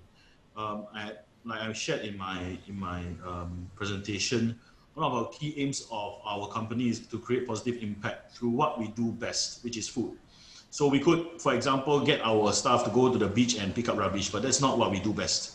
What we do best is food, because it's what we're passionate about. And so in the past 2 years, I think what we have done in pushing for very actively is in looking at the impact of our food. And I think we are increasingly aware of the sustainability, how closely sustainability is tied to what we eat and how we eat. So some of the things that we have done is to relook at the ingredients that we use. We have released a full range of locally sourced ingredients, as well as looking at our traditional supply chain to audit our existing suppliers. Of course, that comes with increased cost, but I think that would also mean increased cost sharing with our clients who are becoming increasingly aware of the implications of their purchasing behavior. So a lot of it has to do with marketing as well. You can't have the same food at the same price and expect positive change. So yeah, a big part of it was also bringing our clients on board in this journey. So like Ken shared, including the cutlery that are being used, the waste that are generated from events, I think Ken will agree, is very, very large. So we have gone to educate our clients and looking at more sustainable wares. We have even gone to the extent of piloting sustainability-driven events, which include clients bringing their own cutlery to the events, and also looking at managing the waste post-event, including the uniform that is being worn by our staff, the material that is being used. So it is something that's still very new to industry. Many are taking up at different levels, ingredients, supply chain, but I think there's a lot more to be done. And I think, at least in our generation, I'm very confident that we are brave and foolish enough to explore the multifaceted ways that this can be envisioned and also embodied in all our operations. So yes, thanks for the question, but I think definitely it's something that every generation must take up if we want to see a future generation. Very good. Siqi, anything to add on this issue on sustainability? So this is actually one of the most sensitive question you can pose it to a plastic manufacturer. Yeah. So okay, first thing first, I would always tell my clients that we are using a form of plastic that is called polylactic acid, and that is actually a biodegradable form of plastic. So that is one thing. So the other thing is that we are starting an initiative that after the plastic has finished its use period, we can take it back and melt it down, and then re-churn it into usable plastic for the next project again. Okay, so but this is still a very a plan at its infancy. So there's a lot more research into doing this, but we already got a few steps tied down already, and we are very keen on pushing this project forward, because other than being having a sustainable business for the environment, it also helps us to save a lot of costs. So the third thing is that 3D printing actually helps to reduce a lot of waste, because in injection molding, most of the time, a lot of people wants to keep to the MOQ, and even though they just require 5,000 pieces, but manufacturing 1,000, 10,000, 100,000 pieces is actually the same price, or almost the same price as having 5,000 pieces. So I have some clients telling me that, hey, they actually need 20 pieces. By creating a mold for 10,000 pieces is actually more economical than just going to CNC 20 pieces. So they will rather injection mold 10,000 pieces and see how they can use it. If they don't use it, they'll just throw it away. So for 3D printing, we manufacture on demand, and only if the user purchase it, or only if the user needs it, then we'll manufacture. So this will really keep waste to a bare minimum, I would say. So yeah, that's all to the question. Back to you, Ante. Good. Thank you, Sijie. I'm glad that all three of you are doing it in your own ways to take actions to on these sustainability goals. Sijie, I will tell you, actually, the truth is we are not going to be able to eradicate plastic. Now is how do we use more of this biodegradable plastic? And in fact, your 3D solutions actually cut down excessive use, right, of pollutants, and hopefully more will actually come to you to look at how to do their rapid prototype to commercialization using 3D printing. In fact, I'm very encouraged that many of you are writing in to ask for the contact details of all the three speakers because they want to support you, right? I think SCCI can release your if all three of you agree, the organizers can release your email and contact details to the participants who are willing to come on board to support you, right? Ruben, you okay? Yeah, okay. Sijie, all right? Yeah. And Ken, all right, yeah? Okay, we have questions for Ruben, right? They are one of them wanted to know, do you think you would be able to return back to the pre-pandemic level, and how long? Right. I think that's the golden question, right? When, and everybody's trying to figure that out. I honestly don't have an answer. I don't think anybody has an answer. But I think what we are clear about is that we cannot wait for things to return. I think McKinsey, the consulting company, puts it very clearly. It's not a new normal. It's a next normal. And that means we have to really look at how things will be changing. And you cannot wait. I think one of the key takeaways from this webinar from all three speakers is you cannot wait. Cannot wait for things to return. Things will never be the same. I'm very clear that my industry will definitely be changed. We have to anticipate there are changes of way people interact with our products and services. So while we are pivoting to do something different, you will realize that what we are doing is also keeping one eye on what we are currently doing. And so pivoting to manufacturing does not preclude what we are doing now. In fact, we still have a permit to cater. Actually, one of the reasons why we are pivoting to manufacturing is also because, like I said earlier, better positions are at least my company to better tackle the way we were doing things pre-COVID. I actually saw a question somewhere there on how my company has learned from my 2019 SFA experience. I will take that right on. Right, I know it's a painful experience. Some of you might know we had a food safety issue in 2019. I would say that we definitely learned from it, and I think one of the reasons why we are looking at a food manufacturing setup is because there are actually stricter controls to the way flows are. We honestly don't know what was the outcome of the investigation for 2019. We were not engaged post investigation by the authorities. However, we had done our own learnings from the incident. We knew that there were areas that we had to improve and could improve. I think we are not here to push blame or to assign a fault, but what we owe to our consumers and also to ourselves and also to my team is that we become stronger from every of this crisis, and including our 2020 pandemic response. And so if you're asking me when it's going to return, I don't know when we're going to return to normal or pre-COVID situations. I think the answer is clear that we must not expect things to be the same. And this period of there's afforded to us, the window that is afforded to us now by the grants, the JSS, these are not convenient excuses for us to take it easy, but I think this is runway for us to be different, to anticipate how we can be better positioned for the next normal. So yeah, that's the thing. Well done, man, Ruben. Very good response. Learning to accept failure, and the more important thing is recover very, very fast. Right? Learn from the mistakes, learn from the areas that you need to improve, and recover very, very fast. I think, Ken, I'd like to have a view from you.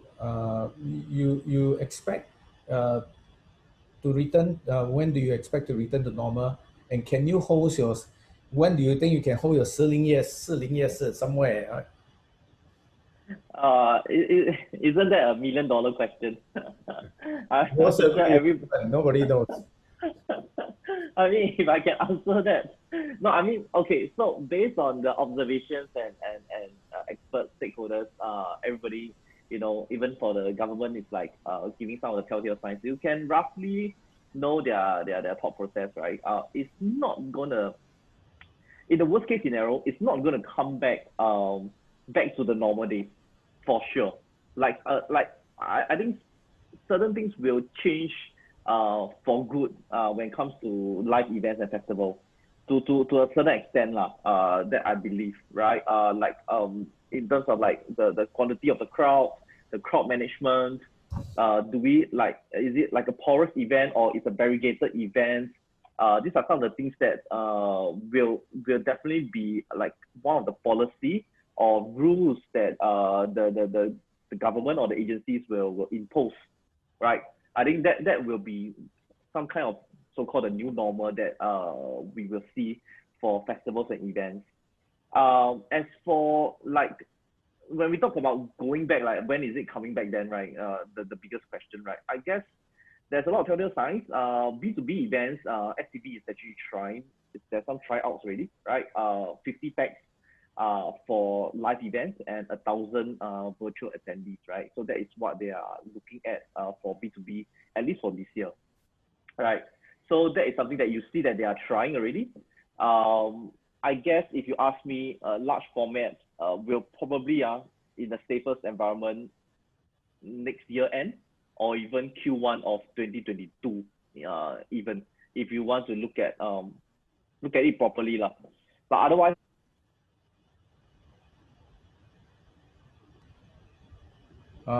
No, Ken.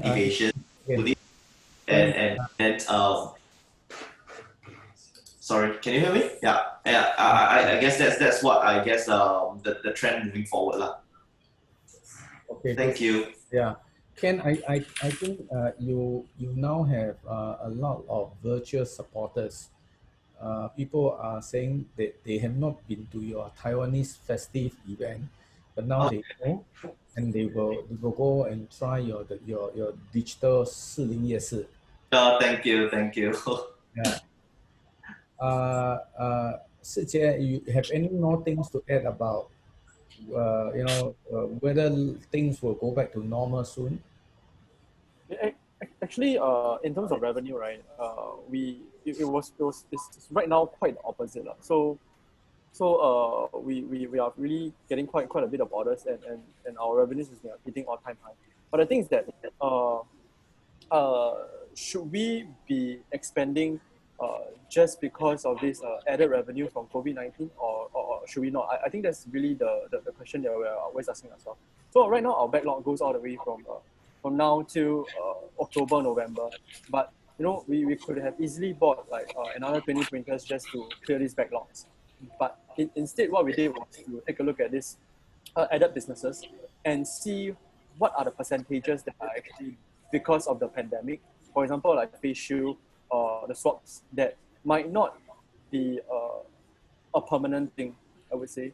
So if you're going to expand your business because of this kind of temporary measures, it's going to be very risky in terms that you're not going to maintain this level of business activity for the next few years when the pandemic starts to dwindle down. So I think that's really important for us to expand conservatively and not over expand just because we have so many orders for dividers, face shield or counter shield, that kind of thing. Yeah. So I think there is someone that I learned a lot today. Actually, I run my risk management practice in RSM. And the whole conversation that Sijie has been telling all of us is you must be prepared to take risks, but take calculated risks, moderate it so that if it doesn't turn out as what you expected, it doesn't kill you, right? And I think this is a very important lesson that all of us out there have to embrace. Take risks. Don't worry about the don't always think negative that if I take this risk it will kill me. No, moderate that risk, mitigate it, but go ahead and take it. Now there is one question that I think I'd like to ask all three of you, and I think this is very timely. And this comes from Doreen. She's saying, I'm very curious, right, how each, especially Sijie, decided to be an entrepreneur and the challenges you face as a young one. So let's answer that question first. We start with Sijie.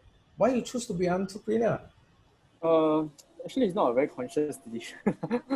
I actually got hooked onto 3D printing when I first started doing 3D printing in my school lab. Then after that, I bought one printer from Carousel for really cheap, and I started printing for my friends, and then slowly it expanded to like 16 printers in my HDB bedroom. So it got a little bit out of control, and then we started moving into an industrial facility. So it wasn't a really conscious decision where after I graduate I want to be a 3D printing company founder, that kind of thing. It was more of a step-by-step thing, and I guess that that is also a lesson learned in itself. When you have the calling to be finding your own company, you will know it. I would say, yeah. Very so good. It comes very naturally. Yeah. Ken, what about you, Ken? For us, it's actually quite similar to Shijie actually. I mean, of course, back 10 years ago, right? Oh, that was at 25, right? So 25 years old. So 10 years ago, I don't have that vision, right? To try to enable all retailers and all merchants and all those grand vision. I think it's really started small. We started with I was just a vendor selling some handmade rings and craft and whatnot. Then it gained traction. Then all the uncle and auntie said, hey, since you like market so much, why don't you organize your own market? So I said, oh, okay, well, let's do it. How hard can it be, right? Just take a space, get some tables and rent it out, right? So how hard can it be? Obviously, it turned out very, very wrong, very, very hard, right? It's very hard to convince each and every person to pick up my booth and stuff like that.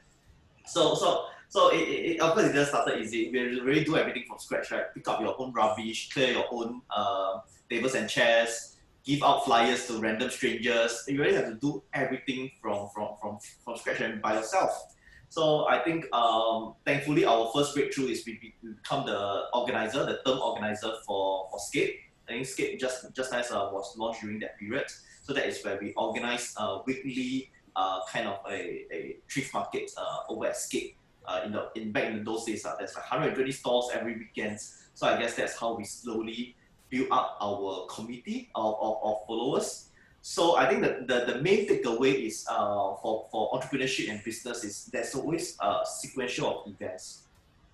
You can have all the grand plans and canvas models and whatnot, right? But the first step is to really to do it, right? Do the first step, make the first move, and then you open up to more steps, more options along the way. So I'm not saying that there is like one direct way to success, right? You just got to take all the different paths that is open to you, and some may be shorter, some may be longer, but along the way you will be a bit more savvy in terms of the path that you're going to take in the next step. I guess experience will do a part. You really have to like step by step, and with all the experience you'll be a bit more careful, you'll be a bit more calculated in your next move in terms of your entrepreneurship. No right and wrong, it's just how do you adjust it along the way, adapt it along the way, just keep hustling and grinding. Yeah. Very good. Just go do it. Right? Yeah. Just go do it. Ruben, did your father ask you to do this business? You have no choice. We had this conversation. It's not that I have no choice. Honestly, it's always a choice, right? I mean, I always tell people it's always easier. If you want to make money, there are easier ways to make money. F&B is one of the hardest things to do. Long hours, and really slogging work. I started out actually packing bentos at 10. By the time I was 16, I was waiting on tables, and by the time I got my class 3 license, was to be a delivery driver when I was 20. So really about working up the ranks over the years. Of course, as a kid, you never liked it. It's not fun work, right? You don't want to spend your holidays, packing bentos. But as I think the time went on, I think what I was very clearly passionate about was food, right? And appreciating how food was being delivered and produced. You acquire that passion and joy over a period of time. What helped was that family was there, right? And it was part play and part work for us. I mean, we never got paid when we were young, but we did it because family was all there, and that's how we hung out. And then over the years, it became very clear to me that I really enjoyed my work. I enjoyed food. And to be able to do it today, to do something that I enjoy is really a privilege. So I'm happy to be able to share as well. I think one of the key things that all three of you have brought out, which is very relevant today, is to all those people who lose their jobs now. Maybe it's a good time to go back and find out what actually excites you, what actually is your passion. Don't look for another job. Go and pursue your passion, and that passion may be starting a business. Let it be natural. And don't worry about all the difficulty about starting a business. You hear from Ken, you hear from Sijie, you hear from Ruben, right? Take the first move, start a business, be yourself, find your purpose, and move on, right? You will find a lot more satisfaction when you do that. There is one question that I think I like to hear your views. A lot of you talk about what you do, but it's still very primarily servicing the local markets. What do you think about regionalization, globalization? Do you think with COVID now, are you able to reach out? And do you think that's the end of globalization? Maybe start from Ruben, because you are now going into food manufacturing. I believe when you look at food manufacturing, you're not servicing Singapore customers. You're thinking of something big, right?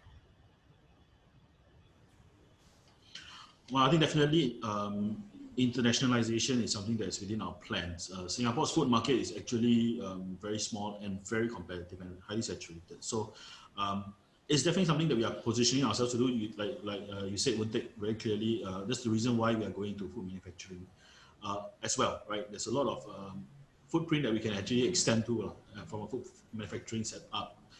But I think it's not the right time now. I think definitely it's very clear. I think there was a question on the timing as well. definitely now with the restrictions on border controls, on domestic demand is also facing a big hit. I think every international market right now is becoming increasingly conservative. Of course, we have to deal with the uncertainty of protectionism that I think a lot of domestic markets are gearing towards. But I think that for Singapore industries, you have to look beyond the shores of Singapore in order for you to scale further. Singapore's cost structure is a lot higher than most countries, so it's a bit inevitable. I'm sure Tzu Jie will also think of manufacturing overseas as well. It's definitely part of our plans, but Singapore is also its own a unique proposition, being a hub for innovation and stability. So I think regardless of whether we want to, when and where we plan to internationalize and expand our business to, Singapore still has its unique role to play in innovation, in its stability, and actually Singapore brands are very, very sought after overseas as well. So there is a lot of potential both to grow your local business and local operations, and also to consider regional expansion. Shijie, what about you? So I think, like what Ruben said, definitely expanding overseas is part of our plan. So we even thought about setting micro factories, automated micro factories in different parts of the world, especially in ports, to supply spare parts to different manufacturers. So, but this pandemic really hindered our plans as to, you know, all the border controls, logistical restrictions, super long timelines and things like that. So I think right now it might not be good for us to continue executing our plans to go international, but it is definitely time for us to think about, especially for those who haven't thought about going overseas. It's actually really good time to think about how you can attack the overseas market, especially when, you know, all our domestic market is turning smaller and smaller because of this pandemic, where you need to go overseas to actually make up for your losses and things like that. So with lesser business activity, you probably have more time. So it's really right now is really the time for you to plan and think about how you can go overseas. So that's my answer to this question. Okay. Ken? I think as much as the support local culture is strong now, right? Everybody looks inward in terms of the tourism and some of to support some of our local retailers and F&B merchants, right? I guess in the end, people still crave for regional goods as well.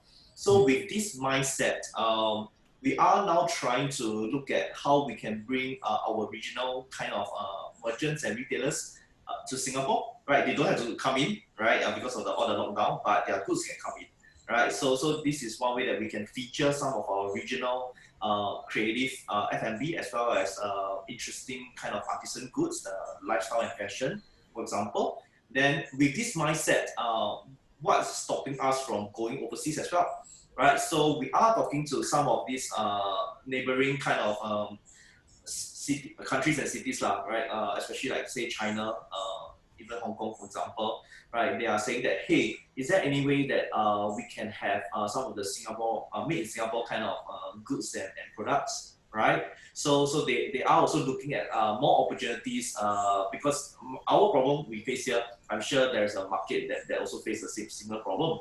So with this kind of mindset, that is where we are trying to establish this kind of a distribution channel right now.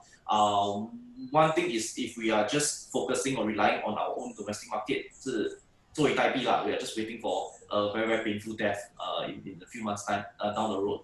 So then it's important to quickly establish all these channels, maybe with the help of enterprise, to identify a group of all these local creative and local retailers to introduce their goods in the overseas market. I think that is very, very important, and we should look at it properly when the time is right, when we manage to amass that kind of traction. Yeah. Thank you. I'm very mindful of time, and I know many of you would love to hear more from all three of these young speakers here. I have to call this to an end. And before I close the session, I would like to share this quote with all of you out there. This is coming from Jack Ma. Basically, what he's saying is today is cruel, tomorrow can be worse, can be a lot more tougher, right? But the day after tomorrow, you know, will be daylight. You can see the sun. Unfortunately, many of us will die tomorrow because we have given up hope. I think if there's anything that we learn today from this so-called strawberry generations, from this tree, I'm very heartened that Singapore has produced very good young entrepreneurs like them today. They are not strawberry generation. They may be very sweet, but let me tell you, we learn from them. They are very agile. They're very adaptable. They are very hardy. They make hard decisions. They don't waver. They move on. And they continue to have this hope to succeed.